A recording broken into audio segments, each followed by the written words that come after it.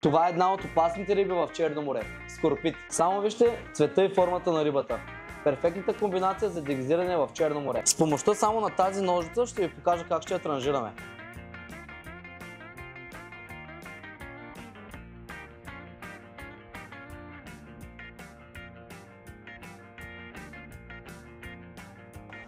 Готови сме с почистването на рибата. Ще ги приготвя по двата класически начина – печена и пържена. И накрая ще преценя коя ми харесва най-много.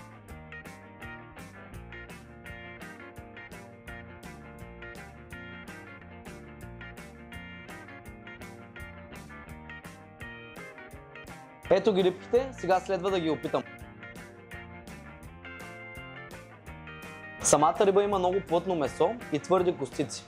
При печената риба костиците са останали твърди, докато при пържената са почти стопени и са много вкусни за хапане. Дори не ги усещам. Затова моя фаворит е пържената. Заповядайте в ресторант Немо и опитайте двата варианта, след това ми кажете кой от тях ви харесва повече.